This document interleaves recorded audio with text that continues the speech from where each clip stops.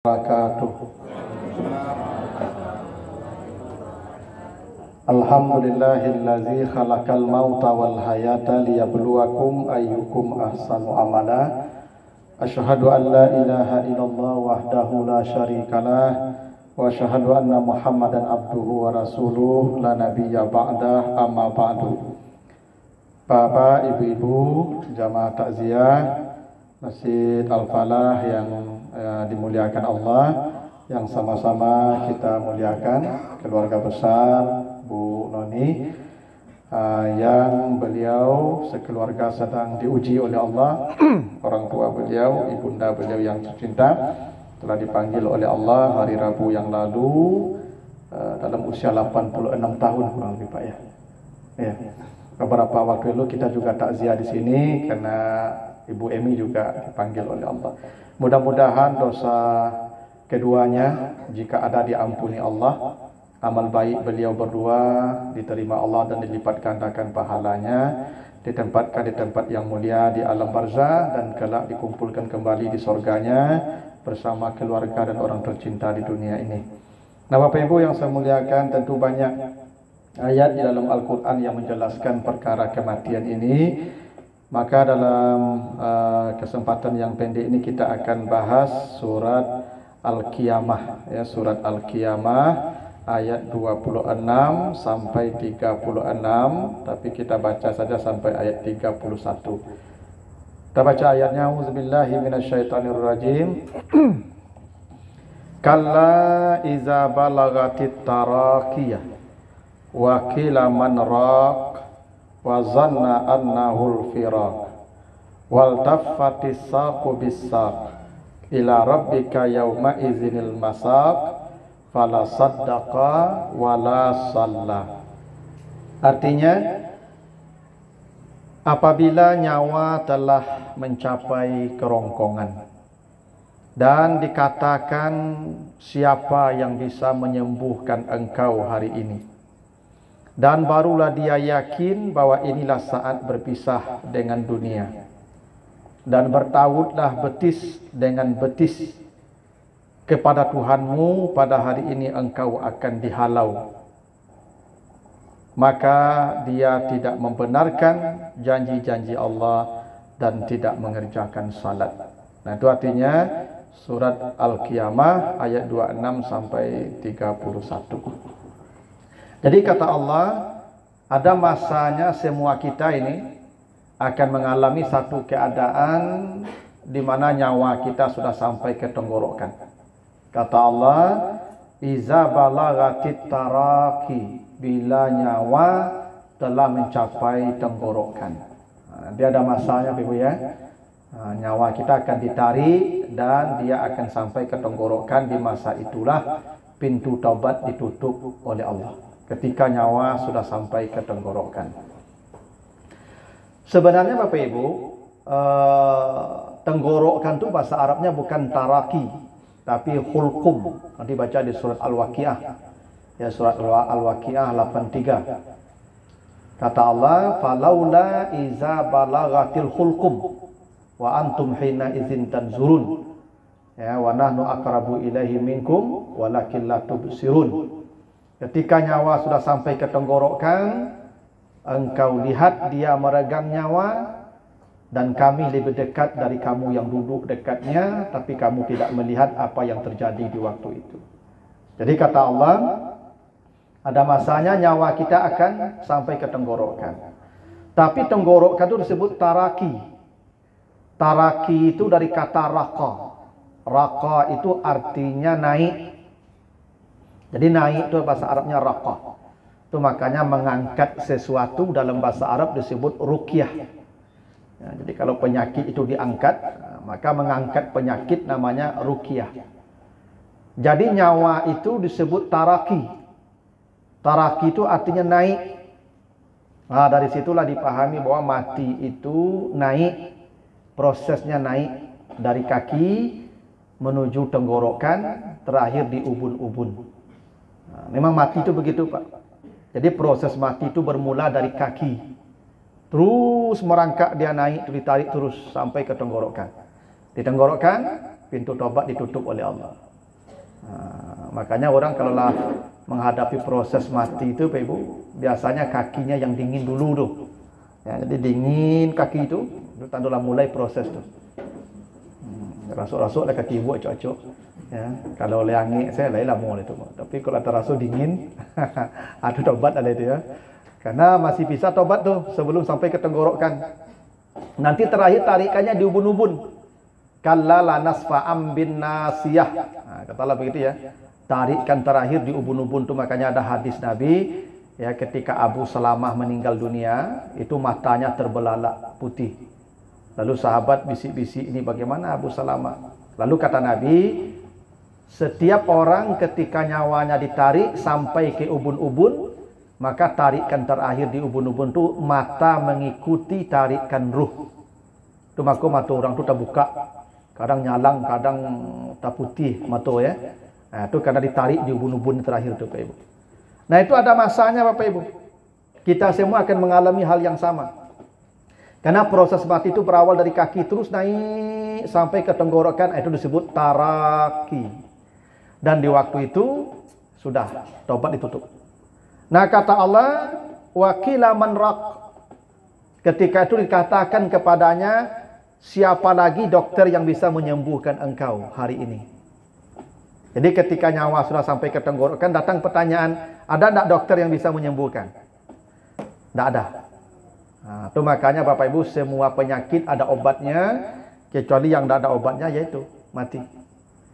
Karena mati itu puncak sakit, itu makanya Allah tanya, ada tidak yang bisa mengobati engkau hari ini?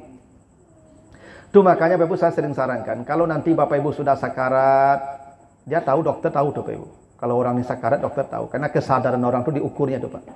Kalau kesadaran orang di bawah sekian, nah, itu dia mati. Makanya nanti kalau Bapak Ibu dibawa ke ICU, kalau tidak ditemani di ICU itu jangan mau. Iya, karena Bapak Ibu orang di ICU itu tidak ada lagi pertolongan. Karena Allah sudah katakan, wakila man rak, ada tidak dokter yang bisa menyembuhkan hari ini? Tidak ada.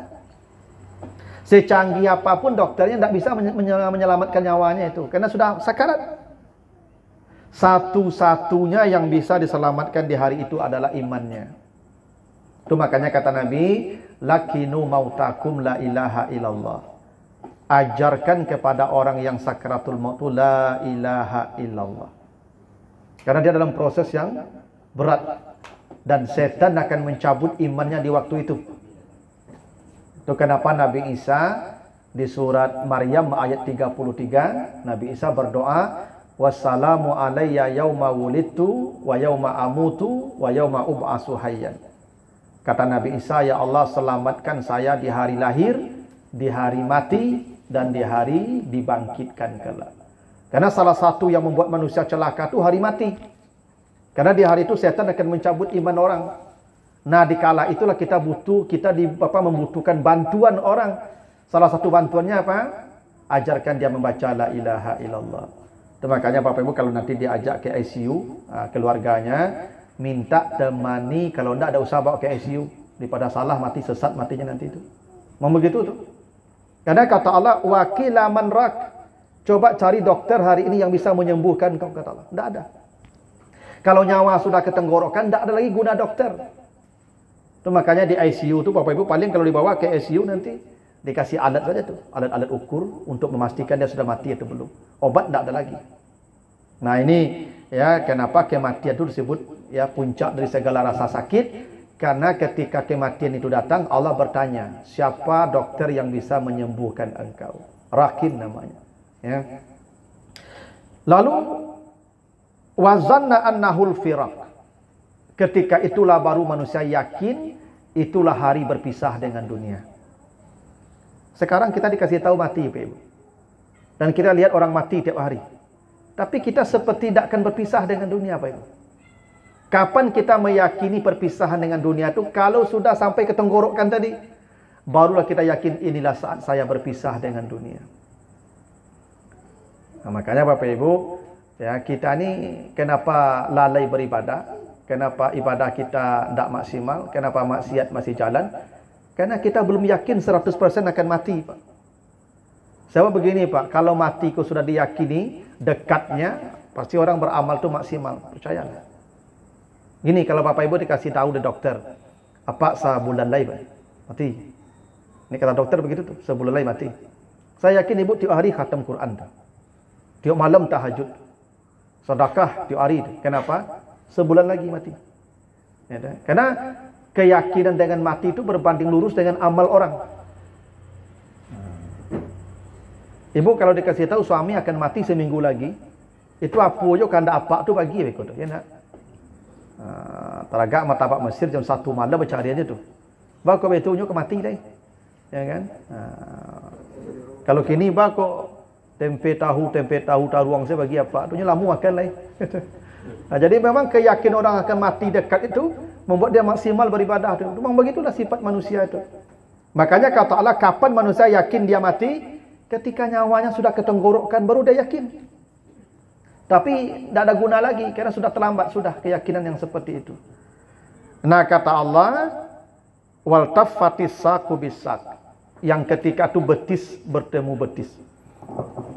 Apa maksud betis bertemu betis? Begini Pak Ibu. Orang Arab dulu kalau ingin menggambarkan keadaan yang sangat mengerikan, biasanya ya disebut betis. Ya. Kalau kita kan sering begitu, kalau orang ketakutan menggaretik lututnya. Sebenarnya lututnya biasa aja. Cuman lutut itu menggaretik, itu karena takut. Woi, bibirnya hitam, gitu ya. Hitam bibir itu bukan hitam bibirnya hitam. Itu pucat, takut. Kira-kira gitu tuh. Jadi orang Arab kalau menggambarkan takut yang sangat, maka bahasanya betis bertemu betis. Artinya ketika manusia menghadapi proses sakarat itu, manusia ketakutan yang ketakutannya luar biasa. Kenapa? Karena ketika sakratul maut itu kata Allah, fakashafna anka ghita'aka, dibukakan Allah semua yang ditutupi selama ini. Bapak Ibu belum pernah lihat neraka kan? Waktu menjelang sakratul maut itu diperlihatkan nanti. Nih. Makanya kita menghadapi kondisi goncangan jiwa yang dahsyat. Ketika mati itu takutnya luar biasa. Nah, ketakutan yang luar biasa itulah yang disebut dengan betis bertemu betis. Tidak ada ketakutan melebihi ketakutan saat nyawa kita dicabut oleh para malaikat. Itu kenapa Allah sebut betis bertemu betis. Bukan betis bertemu betis. Itu bahasa ya kinayah namanya, ya, dari ya rasa takut yang sampai ke puncaknya. Dan itulah ya takut yang paling tinggi kita hadapi. Pertama, di dunia ini kita sering takut. Tapi takut kita hilang, kadang pergi. Tapi takut kematian itu puncak rasa takut. Makanya bahasanya betis bertemu betis. Lalu kata Allah, ila rabbika yauma izinil maksak. Hari ini engkau resmi akan digiring menuju Tuhanmu. Nah sekarang kita ini Bapak Ibu belum digiring. Kita ini sedang ya mengumpulkan bekal menuju perjalanan yang panjang. Kapan perjalanan itu mulai? Ketika sakratul maut sudah datang, maka gerbang perjalanan panjang sudah dimulai. Kata Allah, ila rabbika yauma izin al-masak. Mulai hari ini engkau akan digiring menuju Tuhan. Jadi mati itu Pak Ibu, itu gerbang perjalanan panjang menuju Allah. Karena semua kita akan menghadap Allah dalam perjalanan yang panjang. Kata Allah, ya ayyuhal insan innaka kadihun ila rabbika kadahan famulakih. Wahai manusia, sesungguhnya kalian akan berjalan menuju Allah dengan perjalanan yang sangat panjang. Perjalanannya panjang sekali. Nah, kematian itu check-in-nya. Setelah mati, kita akan transit ke alam barzah. Di alam barzah kita akan menunggu sampai kiamat datang. Nanti ada hari berbangkit, dikumpulkan lagi di mahsyar 50.000 tahun berdiri di sana. Ada lagi itu namanya hisab, ada lagi namanya mizan, ada lagi namanya sirat, ada lagi namanya kintarah. Panjang. Kata Allah, yauma izin. Hari ini mulainya al-masak, perjalanan yang jauh. Makanya kata Allah ingatkan, fala saddaqa wala shalla. Kalau engkau ingin perjalananmu mudah, salah satu jalannya, engkau yakinlah dengan janji Allah dan salatlah. Masalah Ibu ya, Allah tunjukkan ya. Jadi orang yang bisa nyaman menghadapi proses sakratul maut itu, kata Allah, saddaqa, sallah. Dia yakin bahwa ini akan dihadapinya dan dia salat. Jadi Bapak memang salat itu ibadah pokok yang akan menyelamatkan manusia sejak awal kematiannya sampai nanti menuju Allah. Wajar Nabi katakan, awalu ma yuhasabu bihil abdu yaumal qiyamati as-salat. Amal pertama yang akan diperiksa menuju Allah itu adalah salat. Salatnya baik, baiklah, selamatlah dia. Makanya Bapak Ibu, ketika sakratul maut itu disebutkan fala saddaka, dia tidak yakin janji Allah selama ini dan tidak salat. Itu makanya Bapak Ibu, terutama kita yang sudah mulai ini ya, kunyang. Kan Bapak Ibu kan lebih kunyang nama. Ya dah. Makanya salatku jaga baik-baik nih. Kalau dulu Bapak Ibu mungkin sibuk di kantor, sibuk urusan dinas segala macam, salat ke masjid jarang, berjamaah jarang. Sekaranglah waktunya, masih ada waktu berbenah. Mumpung Allah masih kasih waktu kita hidup. Ya. Karena tidak tahu kita ajal kita datang kapan. Maka salat itu yang pokok. Sebenarnya waktu kematian itu ada dua yang pokok itu. Satu salat, dua sedekah. Makanya di surah Al-Munafikun ayat yang ke-10, ketika manusia dicabut nyawanya, manusia berteriak, Rabbi laula akhartani ila ajalin qarib. Ya Tuhan, bisa tidak mati saya ditunda sebentar? Boleh tidak saya tambah waktunya hidup sebentar saja? Untuk apa? Fa'as-saddaqa, saya ingin bersedekah. Memang ada dua ibadah Bapak Ibu yang membuat kematian kita ini merasa nikmat, nyaman. Satu salat, dua sedekah. Dan itu sampai hari kiamat, sampai nanti ke yang menuju Allah juga salat dan sedekah itu. Makanya penduduk neraka ketika ditanya, nanti baca di Al-Mudassir itu 40 sampai 43. Ketika penduduk neraka ditanya, masalakakum fi sakar, kenapa kalian masuk neraka? Jawabannya dua yang dominan. Lam naku minal musallin, dulu kami tidak menjaga salat. Walam naku nut'imul miskin, dulu kami tidak memberi kepada orang miskin. Makanya dua amal ini yang menyelamatkan, ya, salat dan memberi.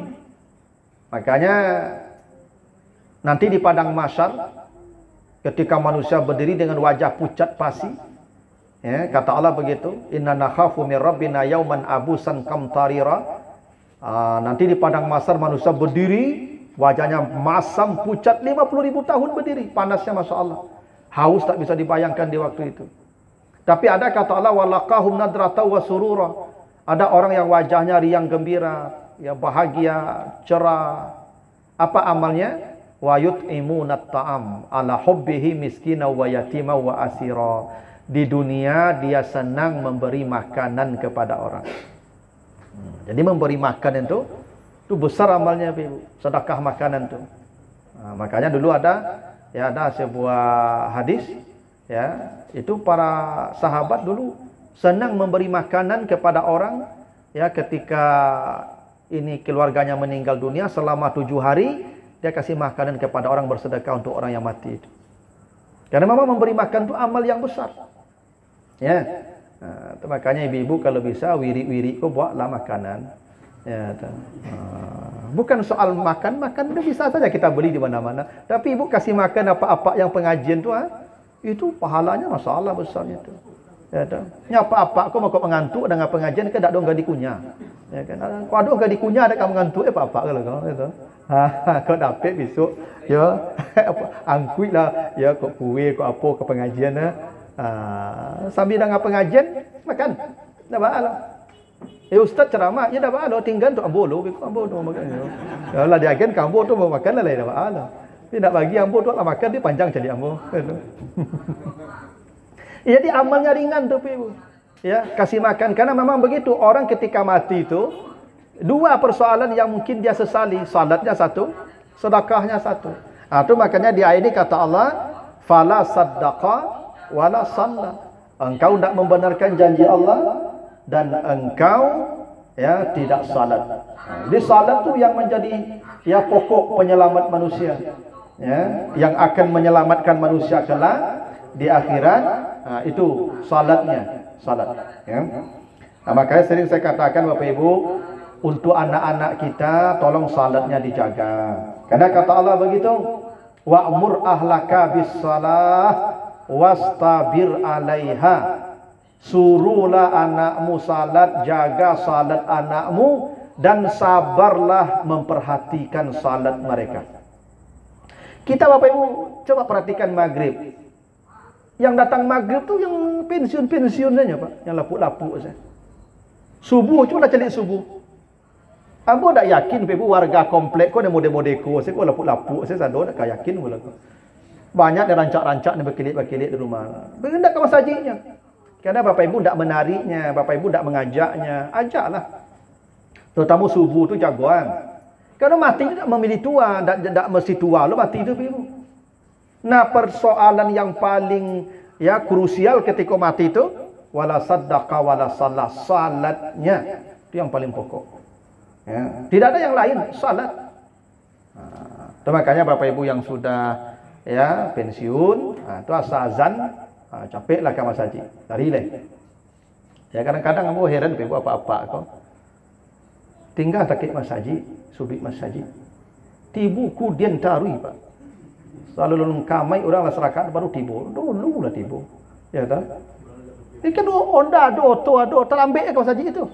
Nah nebin ajaib nama itu. Kok mati beko. Ya kan?